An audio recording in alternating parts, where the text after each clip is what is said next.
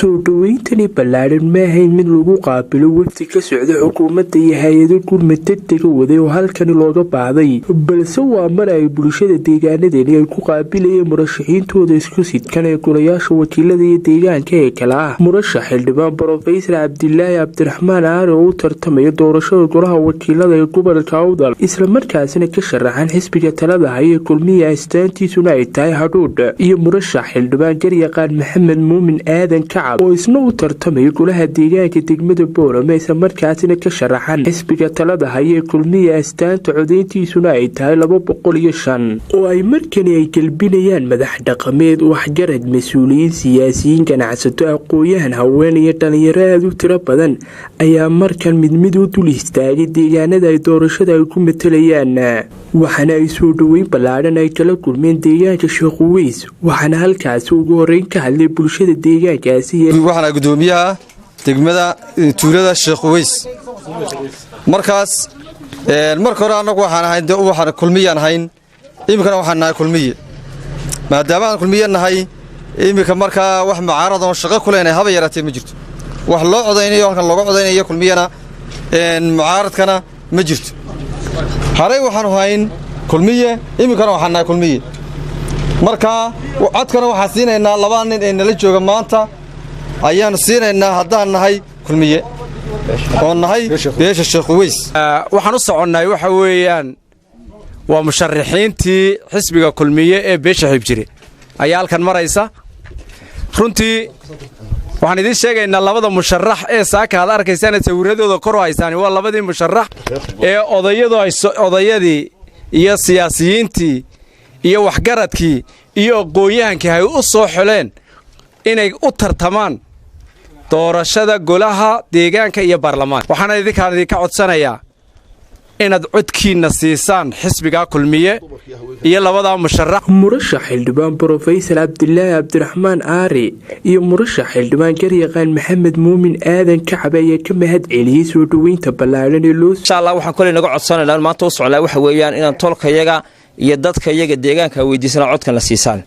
inaad noo codeysaan. aan waxaan u sharaxay golaha deegaanka ee degmada Boorama, saad horeba noogu codeyseen, haddana mar labaad aan ku soo noqonayo golihii deegaanka, waxaan mar labaad noo hiilisaan codkiinana na siisaan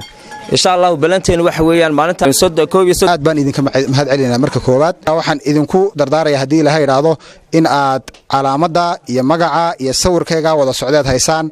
aad u xasuusnaan doontaan haddii la yiraahdo maalinta codeynta oo waqti yar inooga dhiman yahayna haddii la yiraahdo codka aad na siisaan, waanan idinka mahad celinaynaa mar walba taageero. sidoo kale wafdiga oo hogaaminaya murashaxiintani ayaa si ballaaran loogu soo dhaweeyey degmada Kirkir, waxaana ay halkaasi ay ka furteen xafiiskooda ololaha doorashada, waxaana ugu horeyn halkaasi ka hadlay madax dhaqameed, waxgarad, siyaasiyiin iyo ganacsato iyo bulshada deegaankaasi, waxaana ay goobta ka sheegeen. markaa waxaan maanta u nimid waxa weeyaan xafiiska in la furo oo furaan qolada xisbiga iyo inaan idin ragaha taqaanaan awalba taqaaneen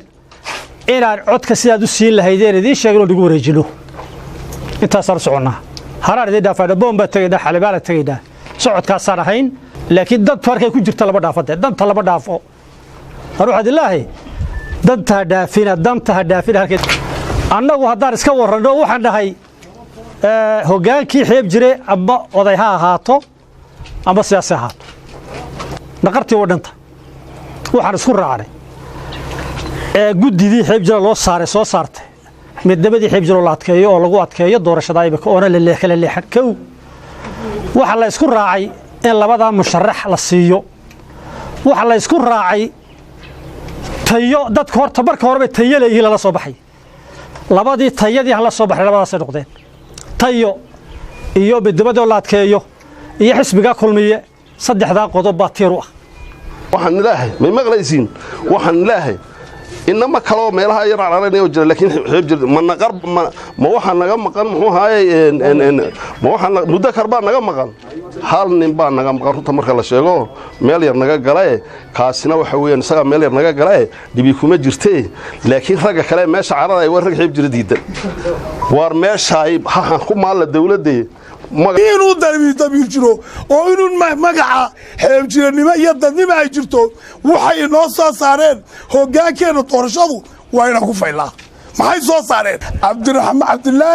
cabdiraxmaan aare ninkaasoo maxayna ka cawatir waxaan leedahay arrinkeenna muruqeenna iyo maalkeennu waa inaynu kulmiyaan aynu u codaynaa oo nabadayna soo saarnaa anigoo ku hadlaya magaca dhallinyarta beesha xeeb jire dhammaan dhallinyarta beesha xeeb jire waxaan isku raacnay oon ka shirnay oon isku raacnay inay labadaa xildhibaan maanta ay noo sharaxan yihiin waa laba la soo xulay aqoontooda tayadooda marka hal cod oo inaga lumay wuxuu noqonayaa halkii cod ay ku soo bixi lahaayeen marka sidaa darteed waxaan niga codsanaynaa dhallinyarta reer jirjir sidaan go'aanka ku gaadhnay in hal coday inaynay naga lumin aan u codayno labadaa xildhibaan innaguna inaan raacno weeyaan wayniga arkaya turkeen wuu dhan yahay saaka wuuna midaysan yahay innaguna waa inaan midowno oo sida ay iyaguba soo garteen innaguna waa inaan garanno soo marayaan wax taa haddaan iska duminaynana innagaa ikhtiyaar leh haddaan doonayno tahay wax ka badanna innagaa ikhtiyaar leh meesheenii sidaa tolkuba inay caddaato ha u gartay ha caddaataan leh ha caddaato ha guulaystaan caasimadda iyo odayaasha dhan ee maanta magaca xeeb jiro ka socda waa niga guddoonnay musharaxiin hadnoo wadaan waa niga guddoonnay haddaan nahay beesha jirjir annagu ma doonayno horta macaanad ma doonayno oo degaanku inuu macaanad yahay degaan waa dawlo meeshii yoolaba yaalla waa dawlo laakiin dadka been yaan lagu kala wareerinin aan hana gubina annagana hana gubina duqayntaa dilayahay magacigu sida laydiin sheegay waa cabdilaahi cabdiraxmaan aare waxaan ahay u sharaxan golaha wakiilada deegaanada aad degtiin dhammaantiin inaan idinku matalo oon magaca sheekh ismaaciil oo dhan ku matalo magaciina geeyo muunadiina geeyo matalaadiina geeyo waxa tabaysiin iyo waxa dareemaysiin inaan geeyo ayaan u socdaa calaamadda aheed codka igu siinaysaan haddii rabeedmo waa haruur laakiin bishardi maxay tahay codkaad siinaysiin markaad codka siisiin waan buuxinayaa anna ceelka markaa way dhammaatay salaamu calaykum dhinaca kalena wafdiga hogaaminaya murashaxiintani ayaa si ballaadhan loogu soo dhoweeyey degmada boon waxaana bulshada deegaankaasi ay ku qaabileen caleemo qoyan iyo sawirada iyo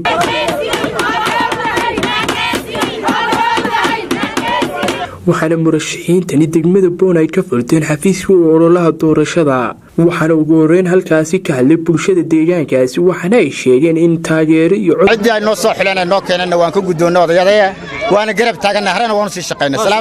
caawar weyna la joogayaan waxaa loo baahan yahay dhagax joognimo inaynu isku garab joogsanno oo ah xusbigii kulmiyo xusbigaa mucaaradkaa shaqo kuma lihin boon ilaa ingiriiskii mucaarad bay ahayd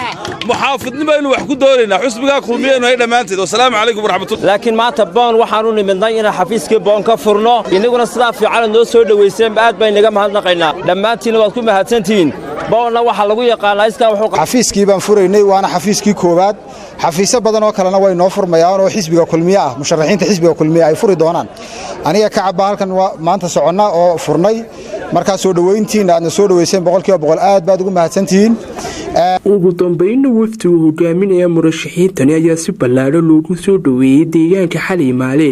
waxaana bulshada deegaankaasi ay ku qaabileen caleemo qoyan iyagoona markaasi babinayay sawirada murashaxiintani ugu horeyna waxaa halkaasi ka hadlay waxgarad iyo bulshada deegaankaasi waxaana ay sheegeen in ay codkooda ay siin doonaan murashaxiintani odayadayadu soo jeediyaanna dee ma dhaafi karna ma dhaafi karna walaalahayow alxamdulilah idinkuna waad noo ducaynaysaan waad ogtihiin dawladaha waaweyn intay leeg yihiin innagoo intaan halkaan isqaybinno sidee u dhici waan iga yidhi maantana waa sidii war waan qaadannay inaad qaadataanna waan doonaynaa wixii dani ku jirtaana la soconnaa intadaa isku soo raacnay codkaygana u dhiibanaynaa ilaahay ha idin barakeeyo ilaahay ha idin nimceeyo dhulka allah inoo barwaaqeeyo xisbigaa dawladda een raacnayna kii aan wax ka helleen kullii baana allah ka dhigo inamadaa aan wadannana allah soo saaro kuwa u horreeya allah ka dhigo waxa codkeen iyo ballankeena iyo 13 meyd inaan xisbiga kulmiye iyo labada xildhibaan ee wadno aan codka siinno ballakeena sawkaa maaha saas murashax xildhibaan Professor Cabdilaahi Cabdiraxmaan Aare oo u tartamaya doorashada golaha wakiilada Somaliland ayaa ka mahad celiyay soo dhaweynta ballaaran ee loo sameeyay wargaaban hadalkeedna gaaban waqti badanna waad sugayseen hawsha soo inoo taala waxa weeye maalinta 31 May ee codbixinta ay dhacayso inaan codkeennii midayno odayaasha iyo fariinta ay noo nafarayeen waa intaas oo maalinta 31 magacu waa magaca Cabdilaahi Cabdiraxmaan Aare calaamadu waa haruurka meel garan way talo xalimaalo laga yaqaana waa si fiican marka hadii xalimaalo si fiican haruurka loo garo calaamadu waa haruuro qofku markaad goobta tagto xaleedo haruurka ku rid marka Cabdirasaaq Cumar Macadowliyo telefishinka CBA